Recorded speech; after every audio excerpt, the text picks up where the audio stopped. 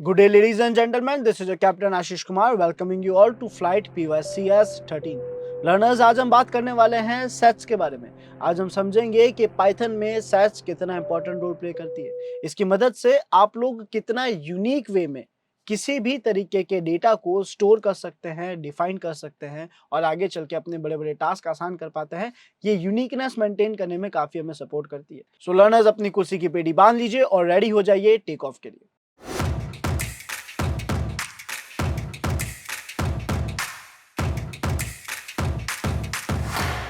तो ये समझने के लिए लर्नर्स के पाइथन में सेट्स क्या है और कितना इंपॉर्टेंट रोल प्ले कर रहे हैं, हमें पहले इसकी डेफिनेशन देखनी होगी, जो मैं बता रही है कि ये अनऑर्डर्ड कलेक्शन है यूनिक आइटम्स का। अनऑर्डर्ड का मतलब कुछ फिक्स नहीं है कि आप एक ही टाइप का डेटा दोगे, आप केवल नंबर्स ही दोगे, केवल अल्फाबेट्स, केवल स्ट्रिंग्स, केवल इंटीजर ही दोगे। यानी आपको रिस्ट्रिक्ट नहीं कर रहा है कि आपको एक पर्टिकुलर टाइप का ही डेटा देना है, पहला पार्ट।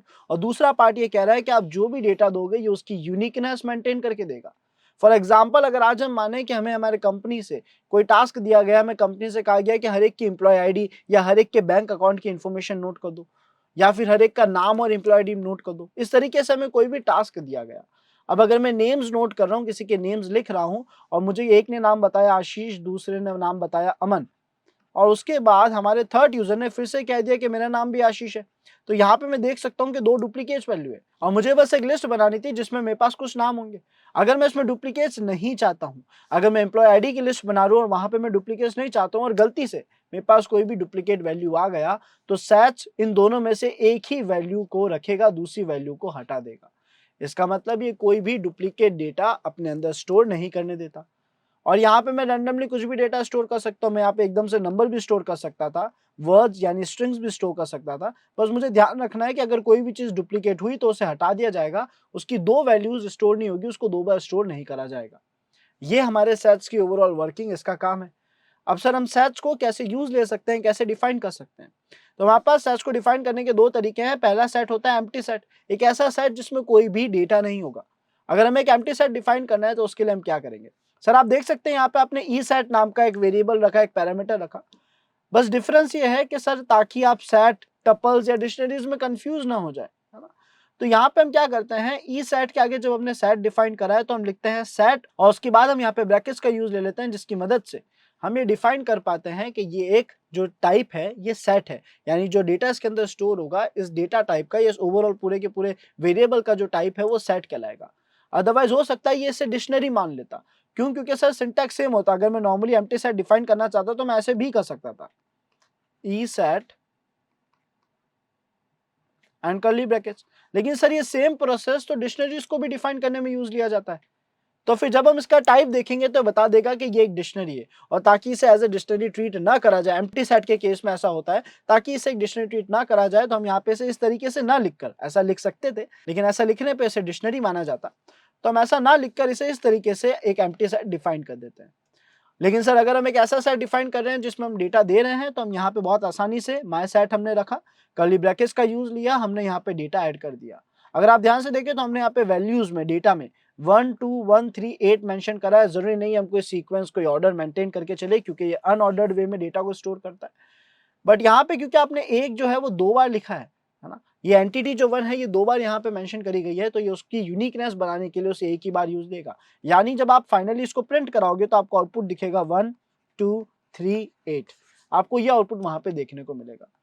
सो क्यों ना हम इसे एक बार ट्राई करके देखें और समझें कि सेट्स किस तरीके से वर्क कर रहा है। उसके अलावा सेट्स के अंदर जितने भी फंक्शंस थे वो सारे बिल्कुल लिस्ट की तरह है। चाहे आपको डेटा अपेंड करना हो, ऐड करना हो, डिलीट करना हो, आपको कोई भी ऑपरेशन परफॉर्म करना हो, जैसा हम लिस्ट के साथ करते थे वो सेम चीजें यहाँ भी करी जा सकती है। तो हम एक बार सेट्स डिफाइन करके बना के देख लेते हैं कि वो काम कर रहे हैं या नहीं कर रहे। तो हम जाएंगे अपने पायचार्म की तरफ। तो लर्नर्स, अगर हम यहाँ पे एक एम्प्टी सेट डिफाइन करने की कोशिश करें, हम यहाँ पे लिख दे ई सेट, और इसके अंदर हम नॉर्मली जैसे सेट को डिफाइन करा जाता है नॉर्मल फॉर्म में, हम यहाँ पे लिख दे कुछ भी। फॉर एग्जांपल हमने कर्ली ब्रैकेट्स डाल दिए, तो ये हमने सेट तो डिफाइन कर दिया, एम्प्टी सेट तो डिफाइन कर दिया, बट क्या ये एज अ सेट ट्रीट करा जाएगा? तो सर, अगर मैं यहाँ पे प्रिंट करता हूँ इसका टाइप, तो शायद आप यहाँ पे देख पाएंगे कि इसके टाइप में डिक्शनरी लिखा हुआ है। अब हमने तो सेट डिफाइन करा था, डिक्शनरी क्यों आ रहा है? क्योंकि सर डिक्शनरी को भी, एम्प्टी डिक्शनरी को भी डिफाइन करने का सेम तरीका है। ताकि अब ऐसी कंफ्यूजन ना हो, क्योंकि डिक्शनरी तो डुप्लीकेट वैल्यू को डिलीट नहीं करेगा। अब अगर मैं डुप्लीकेट वैल्यू दे दी तो ये उसको मैनेज करेगा, इसको ऐड करके रखेगा, डिलीट नहीं करेगा। लेकिन अगर एक सेट होता तो वो उसे डिलीट कर देता, डुप्लीकेट वैल्यूज नहीं रखता। तो सर इसे as a proper set define करने के लिए हम यहाँ पे लिख देंगे सेट, हम डिफाइन कर देंगे कि ये एक सेट है। और अब अगर आप इसका टाइप देखते हो तो आप देख सकते हो साफ साफ कह रहा है कि इसका जो टाइप है वो सेट समझ आ चुका है, वो सेट डिफाइन कर दिया जा चुका है।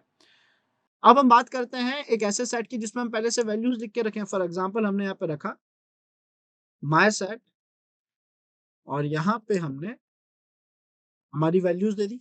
हमने यहाँ पे लिखा 1, 2, 3, फिर से 1 एंड 3 एंड 4। तो अब अगर हम इसका प्रिंट करेंगे, इसके आउटपुट को प्रिंट करेंगे तो ये हमें क्या दिखाएगा? हमने यहाँ पे लिखा प्रिंट और उसके अंदर लिख दिया माय सेट। इसे रन करके देखते हैं कैसा परफॉर्म कर रहा है, क्या कर रहा है, क्या ये डुप्लीकेट वैल्यू को प्रिंट कर रहा है। तो आप देखेंगे केवल 1, 2, 3 एंड 4 लिखा हुआ है, यानी जो हमने यहाँ पे 2 बार 1 और 2 बार 3 लिखा था इसने उसको हटा दिया है। यहाँ पे हमने 2 बार 1 लिखा था और 2 बार 3 लिखा था। सो आई होप लर्नर्स आप सभी को सेट्स की ओवरऑल वर्किंग, सेट्स क्रिएट करने का तरीका समझ आ गया। इसके अलावा अगर हमें सेट्स में कोई भी ऑपरेशंस परफॉर्म करने हैं, डेटा ऐड करना है, कुछ भी करना है, तो बिल्कुल लिस्ट की ही तरह हम ये सारे टास्क परफॉर्म कर पाएंगे। लिस्ट के बारे में जानना चाहते हैं तो लिस्ट का वीडियो भी आपको इसी प्लेलिस्ट में देखने को मिल जाएगा। सो लर्नर्स आई होप आप लोग इस वीडियो को एंजॉय कर रहे होंगे। एंड लर्नर्स, अगर आप लोगों के लिए साइबर सिक्योरिटी एक पैशन है, आप साइबर सिक्योरिटी के कंटेंट को डिटेल्ड में प्रैक्टिकल लेवल पे मेंटर की गाइडेंस के साथ सीखना चाहते हो लाइव जूम क्लासेस के जरिए, तो आप लोगों को मिल रहा है WSCH WSCube का सर्टिफाइड एथिकल हैकिंग का बैच, जिसके अंदर आप लोगों को मिलेंगे 12+ असाइनमेंट्स, 3 मेजर प्रोजेक्ट्स जो कि आपकी ओवरऑल स्किल्स को पॉलिश करने में बहुत मदद करेगा। और इसी के साथ साथ हर एक मॉड्यूल के चीट शीट्स, नोट्स जैसी काफ़ी सारी चीज़ें आपको मिलेगी जो आपके स्किल्स को बेटर लेवल पे इंप्रूव करेगी। सो लर्नर्स, अगर आप लोग साइबर सिक्योरिटी में अपना करियर सिक्योर करना चाहते हैं then don't waste your time, just grab this opportunity now. नीचे डिस्क्रिप्शन में आप सभी को फॉर्म लिंक मिलेगा जिसे फिल करके आप आज ही इनरोल कर सकते हो अपने इस फेवरेट कोर्स में। So well done learners, you all have mastered the concept of sets in Python. आप सभी ने समझ लिया है कि सेट्स एग्जैक्टली पाइथन में क्या है, कैसे वर्क करता है, क्या रोल प्ले कर रहा है। एंड आई बिलीव अब आप लोग अपने जो आगे चल के साइबर सिक्योरिटी टूल्स बनाएंगे वहां पे आप सेट्स का यूज काफी अच्छे से ले पाएंगे for storing unordered data and maintaining uniqueness. So see you in next flight. This is your captain Ashish Kumar signing off.